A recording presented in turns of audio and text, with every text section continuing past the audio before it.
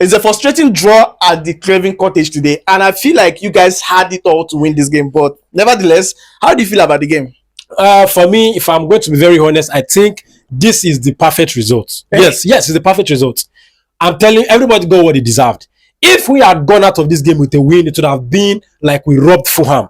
They deserved a point in today's game. That's just it. See, one thing our fans need to understand is we need to calm down. We need to calm down. Amorim and his boys are a new team. They are building a new identity. They are building a new style. Before you run, you must walk. Before you walk, you must crawl. It's one thing, then another. One thing we need to understand again is Fulham away is not an easy thing for anybody. You don't expect to go to Fulham and then just go there and bag your 3 points and go home. No. If you're getting 3 points away to Fulham, you are going to work for it. Fulham away is a very solid, difficult ground. The fact that we even got there, got the points, honestly, for me, in as much as I know that we are very hungry for 3 points, you understand? I believe that it was a fair point. It was a fair point. We need to be honest. That's just it. But after the first 20 minutes, you didn't create anything again for the game. You were lacking chance and everything. It was scanty. Yes, that is the way Premier League is. Do you understand? See, let me tell you one thing about Premier League. Premier League is a game that you cannot control the entire minutes of the game. There are periods where you will control the game. There are periods where the opponent will control the game. The opponent minutes, you could see that we just had bad luck. It was just bad luck. Bad luck? Yeah, it was bad luck. Kua hit the bar. Kua hit the goalpost. Kua also had a one-on-one chance that he could have scored, and then the keeper came out and then, blocked it. So, on a lucky day, in the opening 20 minutes, would have been 2 goals up. In a lucky day, on our lucky day. Last season, we went there. As shaky as our team was shaky. We were no good. We were losing everywhere. We went to Fulham and we won. Do you understand? So, in as much as I understand that it is frustrating to draw the game, we as fans, we need to let our expectation to match the reality of our team.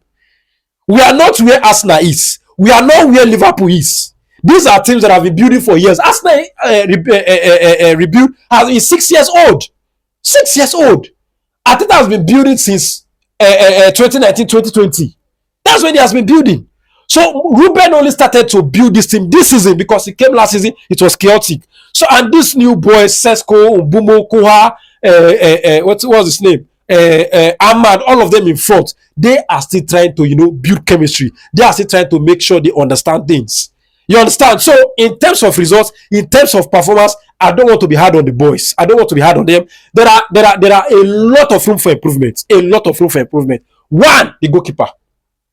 Number one, the goalkeeper. Bayandi is a terrible corner kick goalkeeper. Why is it that every corner kick we are under threats? Every corner kick, Bayandi is always stranded. If not for the fact that we had a very solid defensive unit, Fulham would have scored all their corner kicks today. He was nowhere near the ball. Honestly, it was so poor. You cannot compare his corner kick performance and that of the goalkeeper of Fulham. Leno was taking control of all the corner kicks that was coming. Bear the one that we scored. That's just it. And I don't understand. We need to work on those guys. And another thing, see, we need to be honest. That midfield needs somebody. Immediately, what's the name of this guy? Casemiro. No, not Casemiro. Immediately, Messi took his energy out of that midfield. Fulham took control of the game. Immediately, Mount left that game. Fulham controlled the entire from. I think Mount left around 70 minutes mark. Fulham controlled till 90, and that was when the equalizer came in. Yes, it was after Mount left the pitch.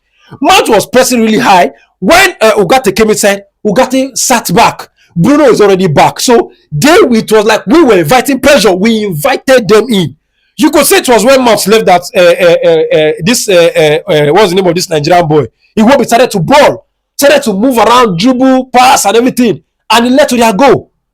It was fantastic defensive performance from my team today. If not, Fulham would have, gone away with the winner. They would have deserved it. All right, so let's talk about Bruno Fernandes. They're missing a penalty, and the team, devalued every energy in him. It seems like he's lost in the game again. He didn't find his feet again. Even the teammates, he affected his teammates. That's what I'm saying. That see. When the game started, the momentum favored Manchester United. We were in control of the game. In the opening 15 minutes thereabouts, Kua would have scored. Had Kua scored, we would have controlled the game more, scored again. If we had scored again, the game was ours. Do you understand? You steal the moment. You make sure that moment that is for you, you efficiently will take it. That penalty was one of it. That Kohamis was equally one of it. Do you get? Now, for the penalty, Bruno is somebody that does not expect himself to miss a penalty. How much more a penalty that is crucial? That penalty is crucial to the team. We need a win to boost the momentum, to boost our confidence. We need it. Amorim needed it. You could see him when he sat down. He couldn't bear it. He was frustrated. He was visibly frustrated. Do you understand? We need this win because a lot of criticisms is on them, it's on the manager. So if you give the penalty to the captain, the onus is on him to score it. Do you get? And he's a favorite penalty taker. And I cannot remember Bruno missing a penalty. So this one was just, I didn't see it coming. It just came out. We just have to take it. Some days are like that. You get it. Some days are like that. Some days you just have bad day on the pitch. Today Bruno had a very, very bad day. It was poor, it was bad, but he's Bruno and we know he's going to come back from it. What about that of Bumo? Bumo's game today was somehow, I don't know, terrible. I would say terrible. Well, to say terrible is to, not be fair to him. Do you understand? He's coming into a new side. He's still learning to play with his teammates. You don't become a perfect team member all of a sudden. But last match, he played actually well. That's what I'm saying. So if he can play well in the last match, so what could have happened today was because it is still a learning process. He's still learning. It's not, you can't be a smash hit all of a sudden. No, you build your understanding, you build the chemistry. It's not, you don't wake up one day and then become a fine team. No, it is from ups and downs, and then you build a fine balance.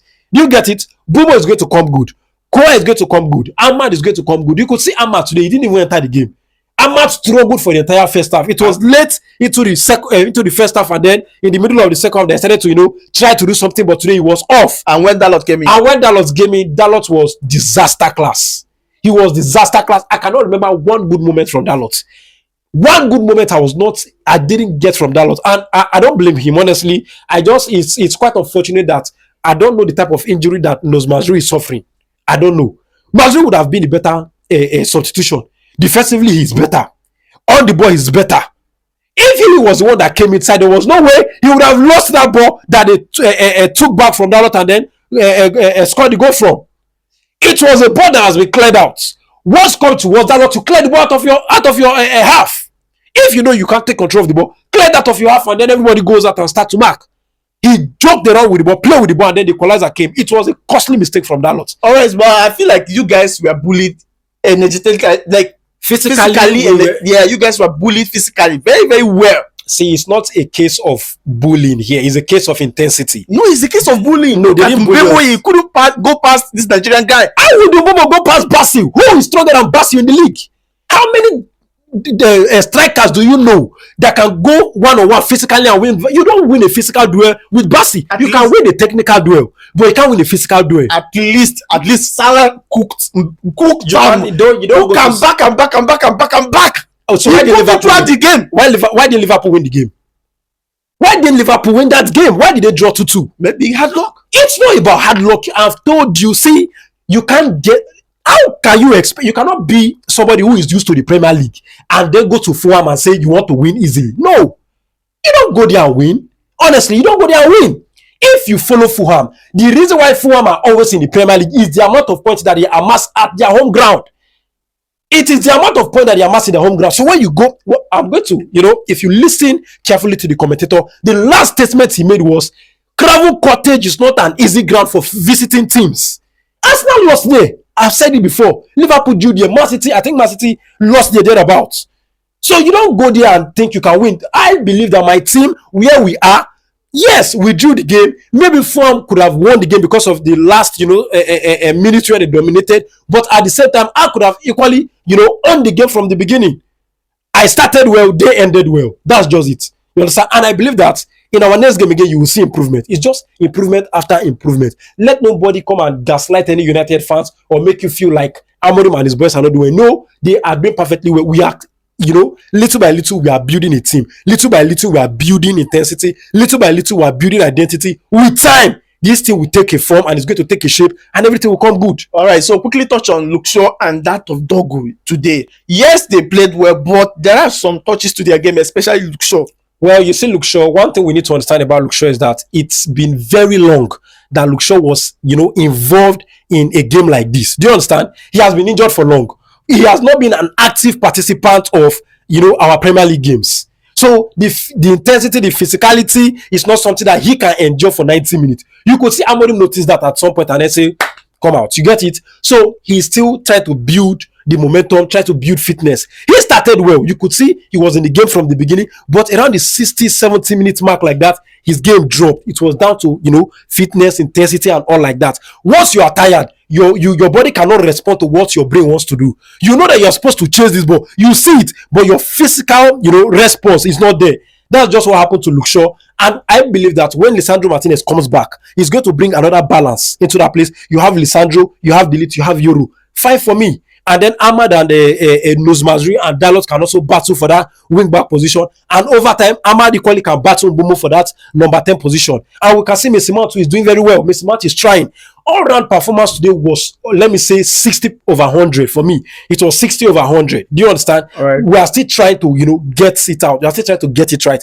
And I believe that with patience, fans need to be patient. Look at Liverpool. Klopp built that team 3 years. 3 fucking years he built before he started to win anything. So I'm not saying Amorim should wait 3 years. No, we are not going to give him that amount of time. What I'm just saying is, to build a good team, to build a solid team, you need time. And when we see that a manager is on that path of building a good team, we could see the identity, we could see what they are trying to do. All that is needed is just a fix here, a fix there. If you put Baleba into this midfield, exactly. If you put Baleba into the midfield, there is no way that Fulham would have dominated me.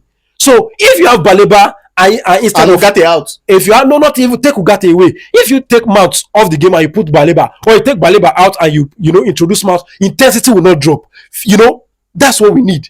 I know with time, with a little bit of fixes here and there, everything will come good. I believe what I'm seeing. I'm not going to lie to myself that what I'm seeing is not what I see. I believe that there's a progress here, and I'm going to trust the process. But do you believe that this team is coming right as soon as possible? See, I'm the first. If last season it was a tug of war between me and other fans here. You understand, when everybody was antagonizing what I said about Amorim because I was critical of him. Yes, I was critical because I was not seeing anything on the pitch. But when I begin to see something on the pitch, I equally have to accept and go ahead and say no. This thing is there. Amorim is building something. Amorim is trying to progress. You understand? Yeah. So the progress is there. The team is trying to, get it right. And with time, just time. And it's one game, then another. One game, then another. Everything is going to come good. Don't forget that Casemiro is still starting. Casemiro is not supposed to be starting. If Amorim has a good midfielder, Casemiro is not going to start. Do you understand? Yeah. So, and you look at Ahmad. Is Ahmad the right person to be there? No. We still need somebody who is a wing back like Dogu. You understand? Yeah. And if Ahmad is on the bench, then you can take Obinna out of the game and Ahmad comes in and go there straight. Yeah. So, when we sign, quality players in places where we ought to sign quality players, everything will come good. I trust them. I trust the manager. And today, I'm not perfectly impressed, but at the same time, I'm not going to go hard on them. I think it was a hard-fought 1 point, and it is deserving. All right. Thank you so much. Yeah. So, guys, let me know your thoughts in the comment section below, and don't forget to follow us on all social media platforms at Football Analysis 247, and also subscribe to our YouTube channel. Thank you for watching, and see you on the next one.